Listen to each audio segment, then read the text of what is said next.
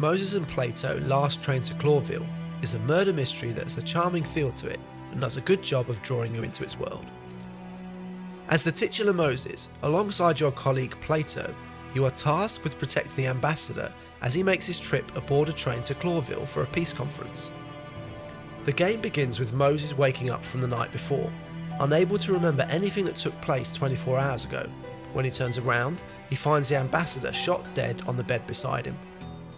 Plato and numerous passengers arrive, and Moses soon finds himself prime suspect for the murder. The game then flashes back to the start of the previous day, as you try to remember what happened during the past 24 hours and figure out who really killed the ambassador. The game has a bold and colourful art style which I found pleasing to the eye. Characters are well designed and voiced, with performances that do a good job of creating distinct characters, each with their own personalities and foibles. This sits alongside snappy dialogue that flows nicely and feels natural. Gameplay consists of talking to the various passengers on the train.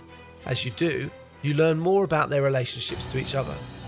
These are noted down in your journal, which also keeps a record of any interesting points you might have discovered, as well as leads for your murder investigation, and background on the wider world.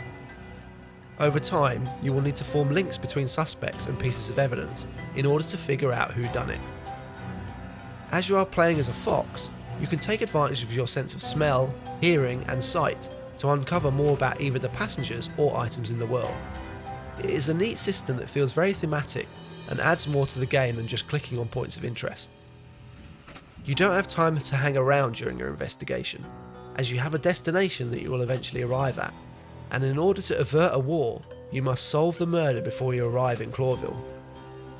You therefore have to choose who you talk to during each period of time, with the game allotting you a set number of actions before the next major event will take place.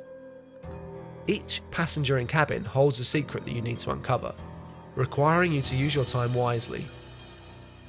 I assume that there is a possibility of failing the case if you make too many wrong decisions during these sections, but I haven't played enough to know for certain. I do like it as a mechanic though. It gives the player some agency. It's not about just talking to everyone before you uncover the one trigger that allows you to move the story forward.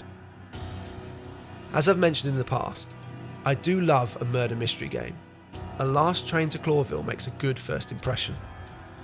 The diverse cast of characters and world building drew me in, and immediately made me interested in delving into the investigation.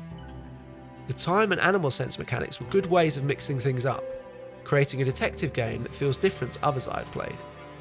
Due to the time limits, it feels like you are making real decisions as a detective would. It's a game that is sure to appeal to any detective fans, or those looking for a good mystery. Moses and Plato, Last Train to Clawville is out now. I'll put a link in the description below where you can grab it on Steam. It's currently £14.99p or $19.99.